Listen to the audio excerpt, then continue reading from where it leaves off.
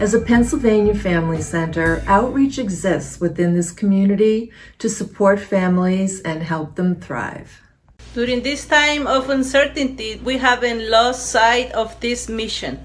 While our office is still closed, our staff are still providing full-service programs from the safety of their homes with the same high-quality standards that families have come to expect from outreach.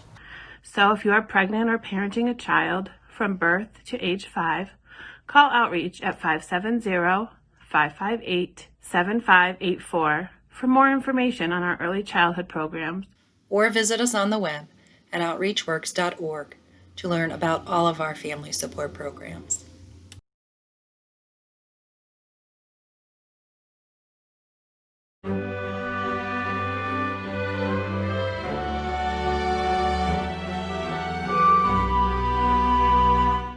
Hi everyone, Newswatch 16 Stacy Lang here. I am so proud to be a part of this incredible NEPA Gives effort. I've been lucky enough to tell the stories of Northeastern and Central Pennsylvania for almost a decade now. And one of my favorite things about this area is how quickly our nonprofit organizations and our communities respond to help the most vulnerable people in our area. And one of the silver linings about telling stories during this really difficult time for all of us right now is getting to see how battle-tested those nonprofit organizations are, how quickly they responded to the ever-changing needs of our community. And for a time like this that is unprecedented with such a huge need, those organizations need a lot of help. So if you can, if you're finding yourself more fortunate than your neighbors right now, I ask that you please consider one of these 175 nonprofit organizations and give what you can, because we could all use a little bit of help.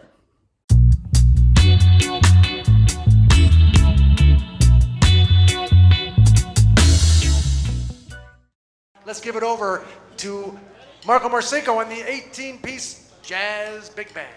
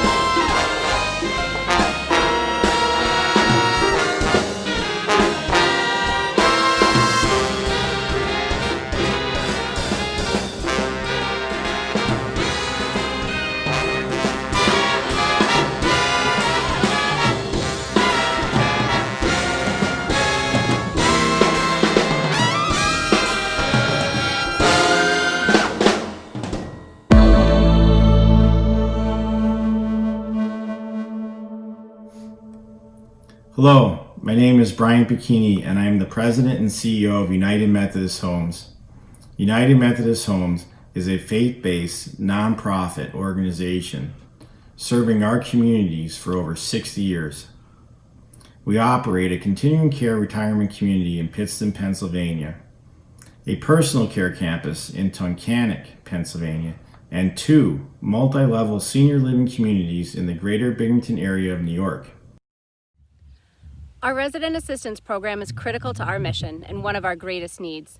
This fund was created to provide continuity of care for our residents.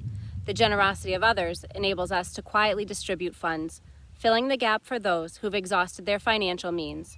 Many residents in our assisted living and personal care facilities receive financial assistance, which helps cover the cost of their care at United Methodist Homes. Residents receiving this assistance may never know the names of our donors, but they're ever grateful for their continued support. The culture at United Methodist Homes is a large community. We strive to make every day the best day for each individual. We really want everybody to feel important, and we want to create a great atmosphere. That way everybody feels loved and welcomed. People from housekeeping to maintenance to nursing to management, everybody is kind to each other. You don't go through the halls without somebody saying hello to you. They have scholarships yearly, and they really thrive for people to become more. I grew throughout years, 10 years being here, and it was because of them. Here at United Methodist Homes, my relationships, my residents are fantastic. I make them smile, we laugh, we have a good time. I always make them feel like they matter. I just want them to feel loved. It's very important to me and all the staff here. They do recognition dinners and we do high fives around here, so if you do something that definitely stands out, you will be recognized for it. I do feel that our opinions and what we say is valued here at United Methodist Homes. I think it's important for others to feel that way, that they are heard. UMH is probably best known for its compassion for the residents. What I see here usually is a family atmosphere where people really care for each other. UMH really does help its employees. I have had the choice and the chance to change my role here. I love what I do, and I can't imagine ever really doing anything else. I feel that we are one large family and we look out after each other and help each other every day. When I came here, I realized the atmosphere was so different from other places. Right away, I seen how people really interacted with the residents, and they always cared about what their needs were. I love it here. I love it here. I love the place. It's beautiful. I get to take people on tours on the weekend, and I'm like a little kid, like, oh, look at this, look at this. They did this, they did this. These are our residence rooms. This is the beautiful remodeling we did. I love it here. I really do. I'm telling you, it's fantastic. Our mission is to enrich the lives of those we serve with core values including concern and understanding for the whole person, a focus on education and wellness in the pursuit of a full life, independence, dignity, and a sense of control for all residents, and caring and compassion in our staff and for our residents. Supporting UMH is especially meaningful to me. I give because I truly support our mission, and I want to help further the great work that we do to help seniors in need at a very critical time in their lives. And I encourage you to give too. Thank you. We're so grateful to our staff who've gone above and beyond to keep our residents safe during these uncertain times. COVID-19 has hit nursing homes especially hard by forcing this vulnerable population to be distanced from family and friends.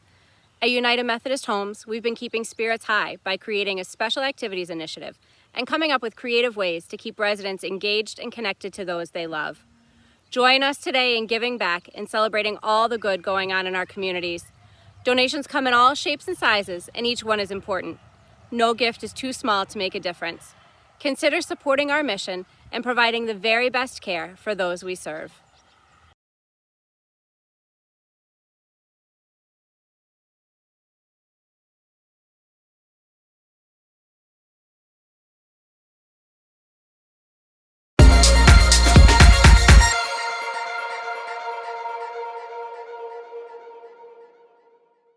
Hi, I'm Betsy Betsy McGrath-Artizzoni, Development Director at the Scranton Cultural Center at the Masonic Temple.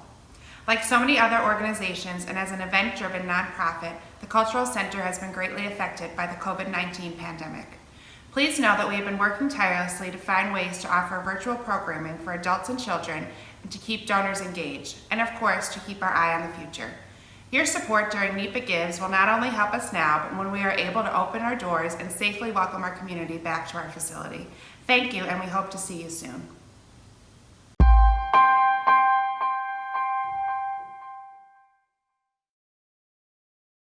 My name is Era Fisher, and I'm the Executive Director at the Cooperage Project, which is a nonprofit community hub located in Honesdale, Pennsylvania. That second week of March, everything changed. We had after-school programs, we have concerts, theater, all things that could no longer happen in our space. So how could we shift gears and pivot to be able to still serve our community at a time when it was most needed?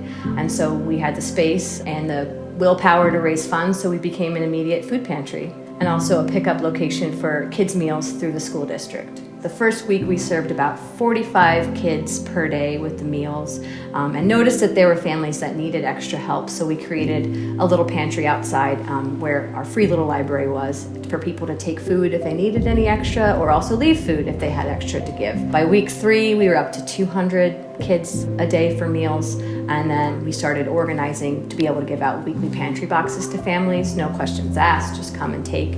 Then week 5, we were up to 300 meals a day for kids' meals, and that just became overwhelming. So we had to sort of streamline to 1 day a week with pantry. The economy is going to take a while to recover, and there are families that still haven't received their unemployment and need help. So we're going to do our best to do so, and we need the community's help to make that happen. The pantry boxes, which we are now calling the Family Food Relief Box, feeds a family anywhere from 1 person to 7 people, 9 people. We kind of try to make the boxes based on the family size each week. And the goal is to try to feed them for close to a week if needed. We try to put as much local milk and cheese and produce in there, as well as pantry staples like pasta and rice. We had a huge rice donation from the Himalayan Institute, one of our local businesses here. We got 2,500 pounds of rice, so we have a lot of rice to give out. Starting June 1st, we're going to offer 2 pickup locations for the Family Food Relief Box program. We're going to have one here at the Cooperage, which is right in the center of Wayne County in Honesdale, and also in northern Wayne County at Damascus, and that will hopefully help people that live in the far corners of the county. Over 40 businesses have donated in-kind food items or kids' activities. We have local businesses making coloring books for kids too. Everyone's trying to jump in and help out any way they can. Even if they don't have money to give, maybe they can help out in some other way. And we've had a sea of people trying to volunteer to help out. Teachers from the schools who miss their kiddos, they can come here and help volunteer, hand out food and meals, and get to see and connect with the kids that they miss so much. I've had mothers cry to me with just the amount of gratitude that they have that they were able to take home a ready-made macaroni and cheese to put in the oven for their kids that a local camp donated, because she didn't have to make the macaroni and cheese or didn't have the supplies to make the macaroni and cheese. I've had volunteers calling me just wanting to help in any way they can, whether it's carrying boxes to cars, packing boxes, cleaning toilets, whatever that needs to be done. The community has come together in a way that you could just not imagine or you couldn't predict. So we're just so thankful for living in this town and this county and this community that really knows how to put the bootstraps up and help their neighbor. Thank you so much for your support and your continued support in good times and in bad. We exist here as a community nonprofit through generous donations and support from folks like you and businesses like you. And we're going to be here after all of this because of the support that we receive from folks like you. So thank you.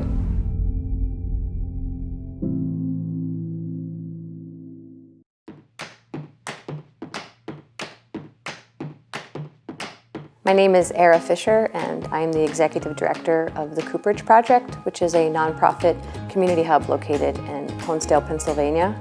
One of our programs at the Cooperage is a free after-school program for middle schoolers that focuses on STEAM subjects that are explored through real-world projects. Pop-Up Club connects students with local businesses, artists, makers, entrepreneurs, educators in the area to teach them entrepreneurial skills, share a passion, learn some sort of life skill, and that they can incorporate in their daily lives and in school. So each pop-up club rotates on a different subject or business or career path. We've had local cartographers come in to talk about mapping. We've explored fitness facilities. We have cooking classes frequently here, and we focus on what's in season and local produce. We also have visited manufacturing facilities right here located in Honesdale. We're hoping to establish a long-term network of relationships and mutual learning that spans across the region and across generations. We visited radio stations, local farms. We've even had WNEP here teaching the kids about news journalism. Every day is something different, and we try to listen to the students, what they want to learn about, and we try to make it happen here in our community. There really isn't a lot for middle schoolers to do if they're not involved in sports or theater. So the program came from that there was a need, and how can we make that happen, and how can we build a program with what we have right here in our community. It also helps them with those soft skills that are really important, like communication, working together as a team, the social skills. There are a lot of students that come that maybe don't have a lot of friends or didn't have a lot of friends, and this program after school has really opened them up, and they're making friends here. It's really fantastic to see. If you're interested in learning more about Pop-Up Club and the Cooperage Project, you can visit our website. It's thecooperageproject.org.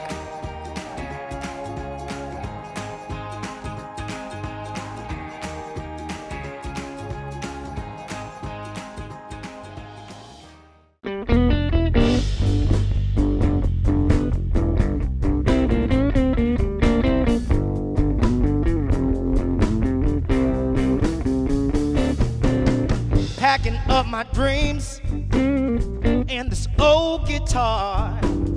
Gonna hit the road underneath the stars. And I don't care if I never see your face again. Oh no, I won't hide from the mountains up ahead.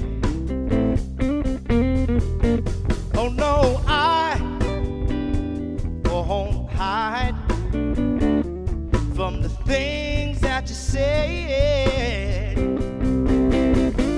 Head back to Memphis, oh I'm headed back. Going to get ahead of the storm.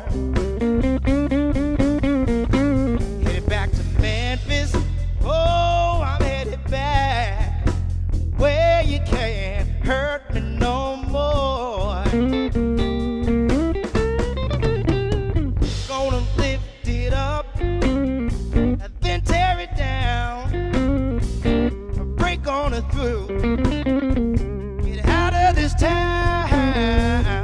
I don't know if I never see your face again. Oh no, I won't hide from the mountains up ahead. Oh no, I won't hide from the things you said.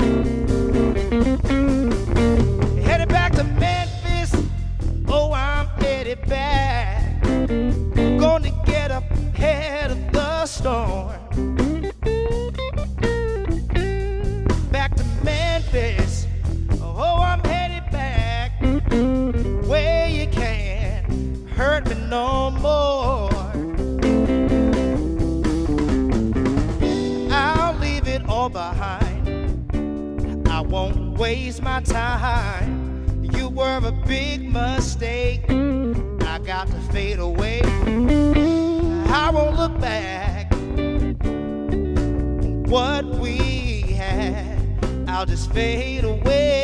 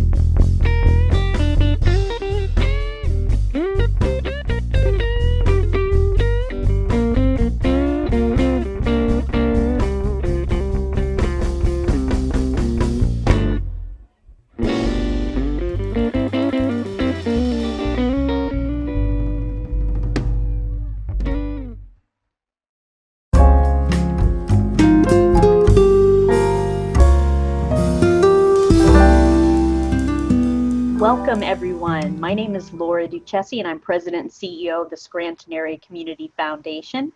Thank you all for joining us for NEPA Gives. I'm so lucky to be here with Diana Spencer, Executive Director of the William G. McGowan Charitable Fund, coming to you live from Chicago, and Leo McGowan, President and Trustee of the William G. McGowan Charitable Fund. Thank you both for joining us today. Thank you, Laura. Thank you, Laura.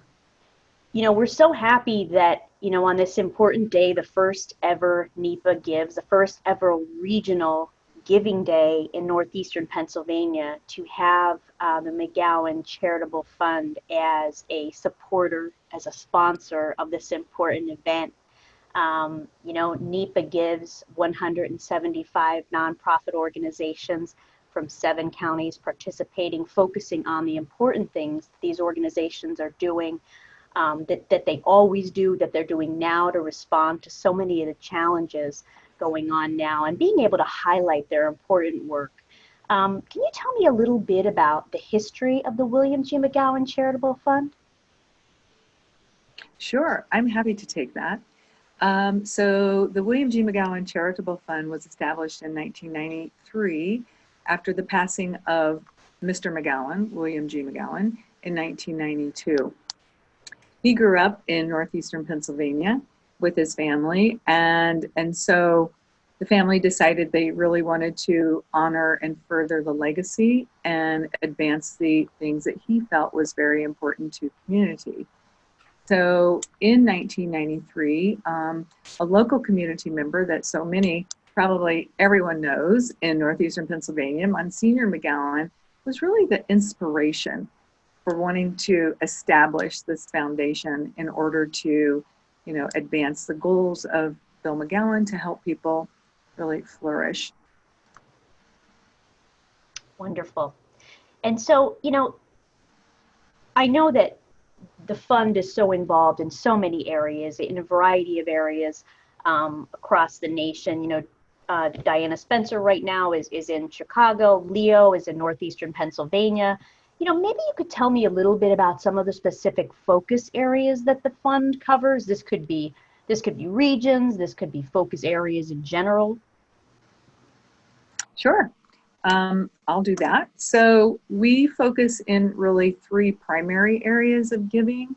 Our grant making covers education, that includes trying to get kids graduated from high school and ready to thrive, either through higher education or job. In that, we support charter schools, faith-based schools, out-of-school programs, early education in specific, and teacher leader development. So that's our education program. In our human services program, we really focus on homelessness specifically, and trying to either remediate or prevent homelessness in our 5 regions. So through that, we look at the lens of a holistic approach and support mental health efforts, housing stabilization, food security, and workforce development toward a living wage. So are really looking at trying to get people into a job that has a living wage and also benefits and so forth, that really takes both feet out of the door of poverty and helps them to get a start. Our healthcare and medical research initiative is really twofold. So we focus, one, on access to healthcare. So we want everyone to be able to have a clinic to go to for just general purposes, a general health home. So we support free clinics. The other thing that we do is we work in the area of prevention or reversal of disease through intensive lifestyle management. So we focus on bringing people together in one community organization that you have, very, very large. Geisinger has a fresh food pantry. And so, a famous person in our history, Socrates, said, food is medicine and medicine is food. So we really try to focus on intensive lifestyle measurements for people to get involved in to either prevent disease or to reverse it through this lifestyle management. Then we have our McGowan Fellows Program, which is actually a legacy to Bill McGowan. And this is for 10 second-year MBA students in the top 5% of their class each year across the country in 10 of the 20 top business schools. And this program is steeped in ethics and leadership and provides them principled, values-based leadership training and education as a supplement to their MBA experience. This program has been running for many, many years. It's seen various iterations, but it was something that was extremely important to Bill McGowan, and he thought education was a real changer, game changer, not only for that individual, but really for their family, for their community, etc. And so those are the primary programs that we focus on. The one thing I would like to add to that is it's modeled after my Uncle Bill's experience at Harvard.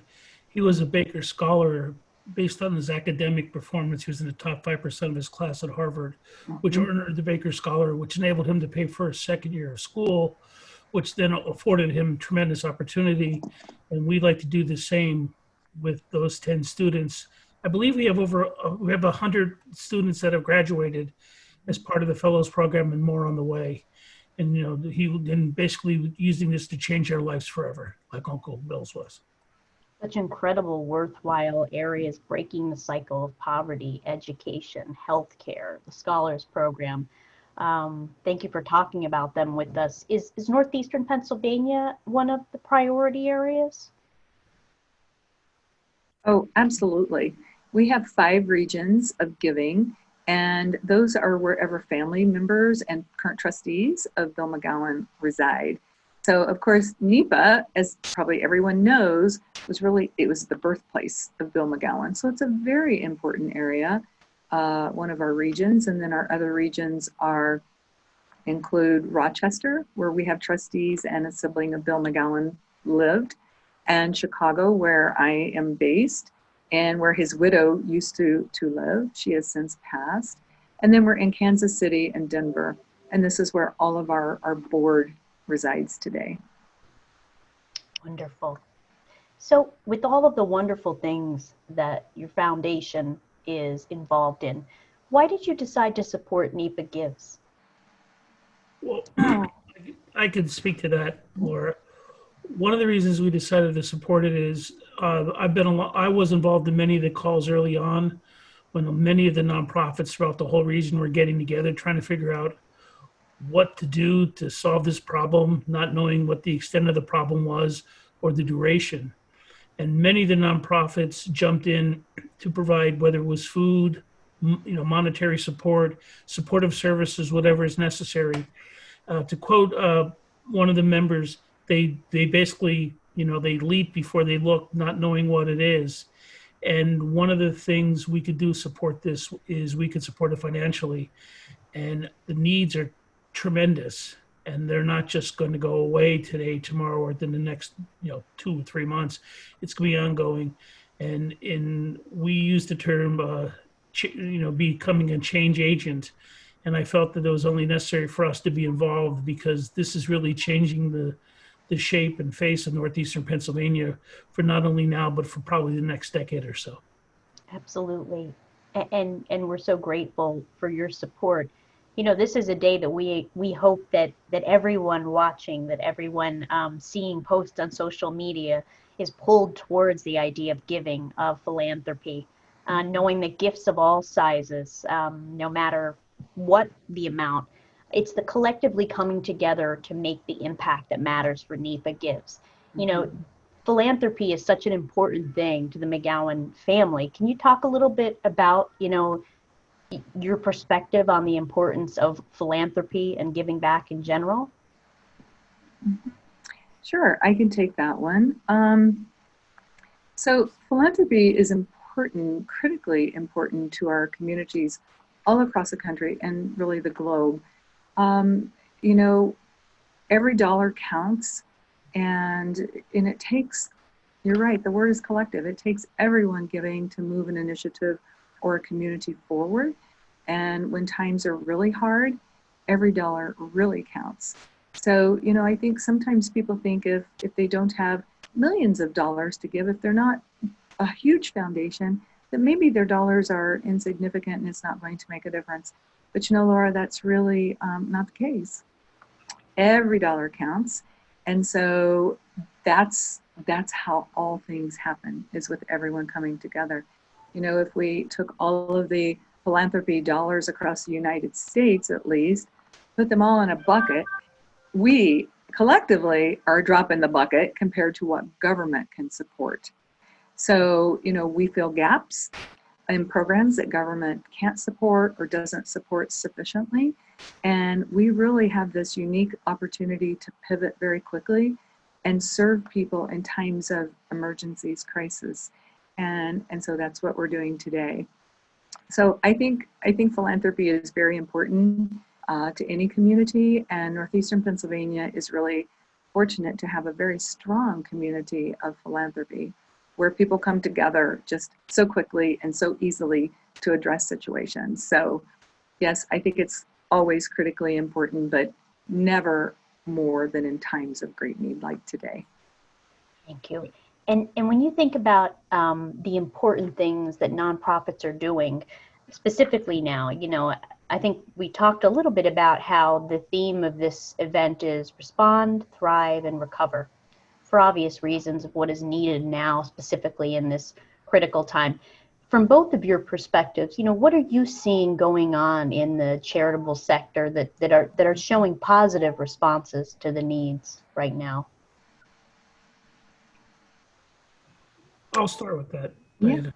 good. One of the things I have noticed is a lot of the charitable organizations, foundations and all, are making modifications to what they do, in the fact that they're trying to get the money out and the support out at a much faster basis, and enabling the organizations that do the work to be able to pivot and respond. I know we as an organization have got together and made some donations early on for this, you know, because we realized that the money coming in early was very important, because it's going to take a while, as we know, with the government. It will eventually get there, but the word is eventually.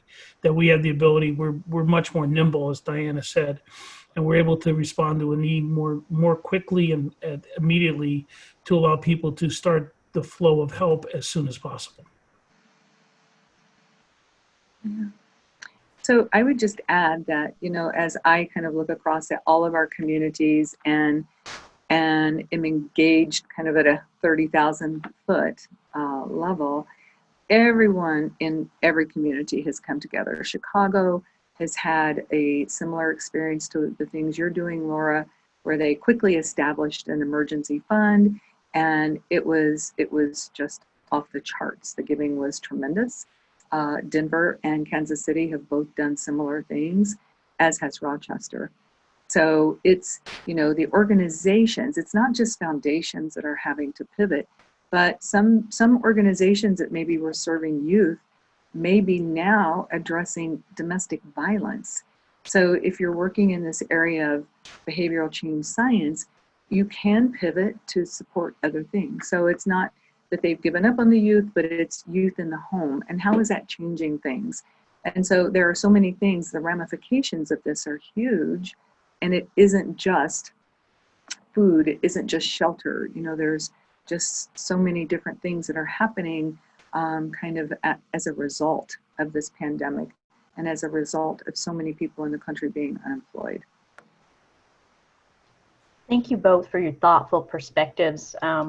Is there anything else that you would like to add specifically about the amazing work that the charitable fund is doing, or just your perspective of giving in general? Well, I don't really have anything. We work hard and we try to do good work. That's all I have to say about that. But I would say, you know, just I guess in closing, that every dollar does count, and it takes every person. Northeastern Pennsylvania is a really special community, but it takes every person, and now is not the time to just think everyone else is taking care of everything. And, you know, it's easy to become complacent when times are really good, but I would just encourage everybody to give. I concur. I believe that everyone should give. If they have the ability to give, please give.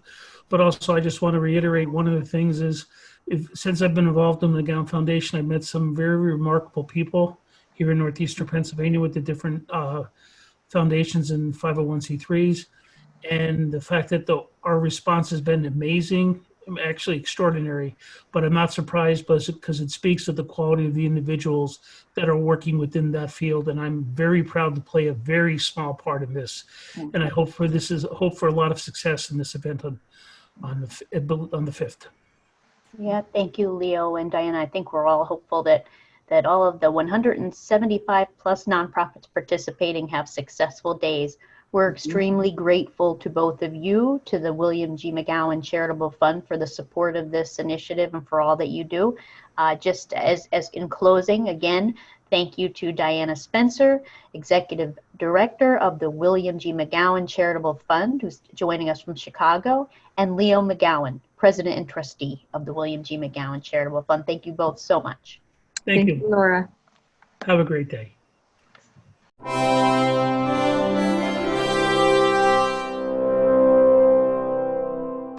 I am Martha Dubensky, founder and executive director of GATE Therapeutic Riding Center. And first, I'd like to thank you for your donations through NEPA Gives Day for GATE Therapeutic Riding Center. You're helping the whole community with this donation. And second, I'd like to tell you a story. This is Patrick, and this is Patrick's story. Patrick was born and bred in California. When he was 9 or 10 years old, he was up for sale. He was a very well-trained, well-disciplined, and very athletic horse. And a good rider and a nice lady in New Jersey purchased him. Unfortunately, when Patrick was en route to New Jersey, the woman had a serious accident and couldn't ride for over a year. After a year of rehab for her and a year's rest for Patrick, they tried for another year to work together. But Patrick had a lot of energy, and the woman did not.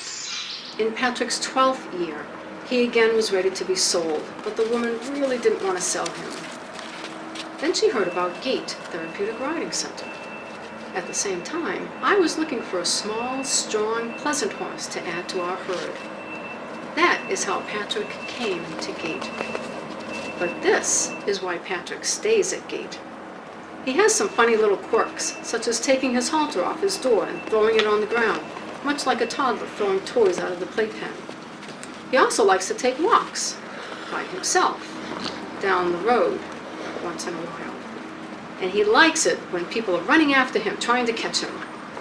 As entertaining as he is, he also has the best work ethic of all the horses in the barn.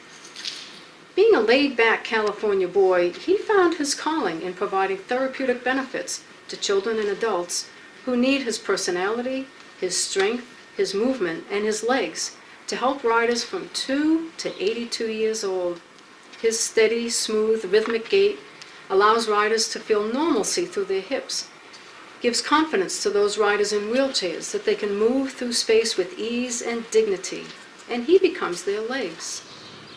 He also gives those who lead him the reassurance that he will match his steps to theirs, no matter how slow or fast one walks. Patrick has worked here at GATE for over 14 years, which is very unusual for a horse to be happy doing this type of work for so many years. But he's a trooper, and thanks to you, he is well fed, well cared for, and truly, truly loved. Thank you for supporting Patrick and all the horses here at GATE Therapeutic Riding Center through your donations of NEPA Gives Day. You are helping your whole community provide equine programs for people with special needs, children, teens, and adults. Thank you.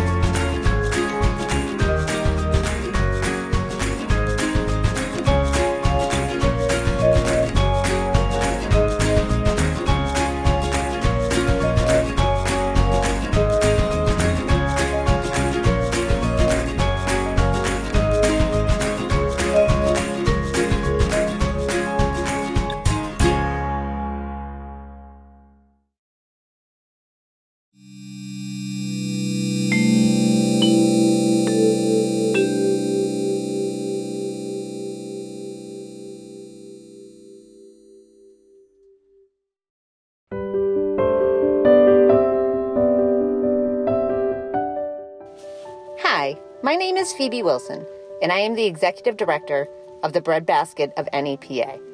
Since the 1980s, Breadbasket has aimed to alleviate local food insecurity. Breadbasket serves 5 food pantries throughout Lackawanna County. Our food pantries are located in Jessup, Archbold, North Scranton, North Pocono, and Elm Park United Methodist Church in beautiful downtown Scranton. On average, we serve 125 plus families every week. However, that number has been much higher since the COVID-19 crisis. We are very proud that we've been able to adapt to keep serving our clients throughout these unprecedented times. Breadbasket of Northeast PA's goal is to provide the necessary non-perishables as well as fresh produce and protein to encourage a balanced diet.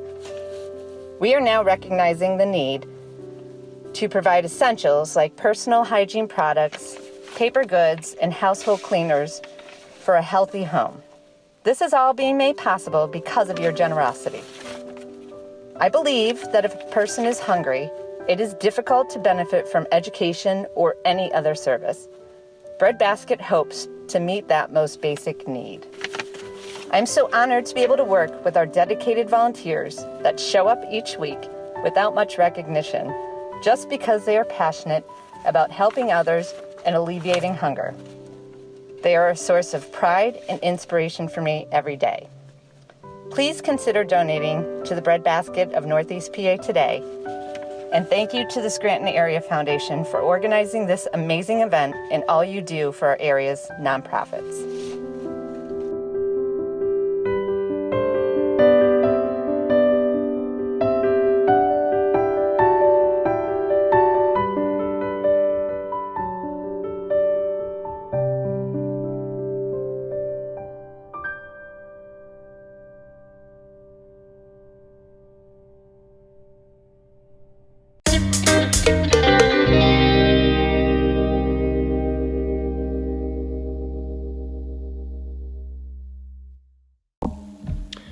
It's a little-known fact that Pennsylvania has the second highest number of deployed veterans since the 9/11 terror attacks, and we are currently home to 900,000 veterans. Today we have one of the highest suicide rates for veterans in the country and the highest suicide rate among National Guard members. Mental health issues and suicides among U.S. military veterans and soldiers are on the rise, as are diagnoses for post-traumatic stress disorder and depression. It's estimated that 51% of Operation Iraqi Freedom and Operation Enduring Freedom veterans have received mental health diagnoses. My name's Matt Cordes, and I'm a board member and grant writer with Pennsylvania Outdoor Veterans. Since 2015, Pennsylvania Outdoor Veterans has provided experiences that help veterans build camaraderie and outdoor skills while growing and healing in a team-based adventure outdoor recreation model. Pennsylvania Outdoor Veterans programs are high-adventure activities. For many veterans, adrenaline-inducing activities are a physical and psychological outlet. We redirect that positive energy into an antidote for the negative experiences of combat. What's more, we understand and encourage veterans' desire to stay fit and be physically challenged. To date, more than 450 individuals, including veterans and their families, have participated in Pennsylvania Outdoor Veterans programs. Now more than ever, veterans need your support to overcome the feelings of isolation and depression and to re-enter civilian life. Your gift will make it possible for these returning soldiers to find camaraderie and healing in the outdoors.